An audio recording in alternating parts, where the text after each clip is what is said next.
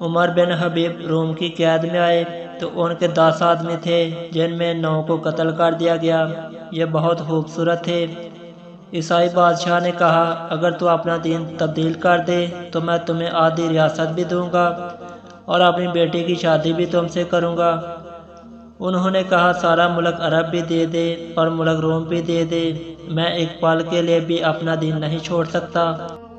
بادشاہ کو ایک ترکیب سوجھی، اس نے ایک غار میں انہیں بند کر دیا اور ایک خوبصورت لڑکی کو کہا اس سے گناہ کرواؤ۔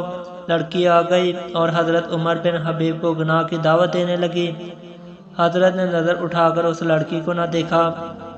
3 دن گزر گئے اور 3 راتیں حضرت عمر بن حبیب نے نہ روٹی کھائی اور نہ نظر اوپر اٹھائی۔ لڑکی نے کہا تو کیا بلا ہے، 3 دن سے نہ تو نے کھایا اور نہ پیا اور نہ تیری نظر اٹھی، تو کیا ہے تمہیں کون روکتا ہے؟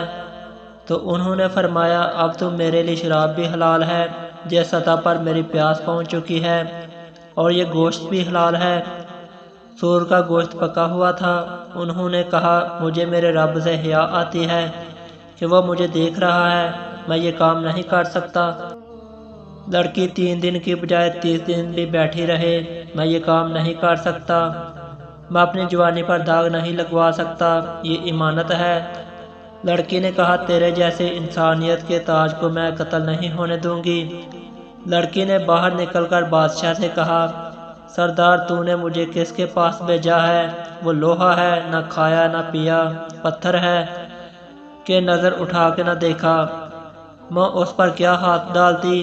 رات کو لڑکی آئی اور کھانا لے آئی اور ایک مشکیزے میں پانی بھی لے آئی اور حضرت عمر بن حبیب کو دیا۔ بعد میں دروازہ کھول کر کہا کہ یہاں سے نکل جاؤ، یہ قطبی تارا جو دیکھ رہے ہو اسے اپنے دائیں کندھے پر رکھو تو ایک دن تم عراق پہنچ جاؤ گے۔ یہ کردار تھا جس نے صحرا نشینوں کو کیسر و کسرا کے اوپر جھنڈے گاڑنے کی طاقت عطا فرمائی۔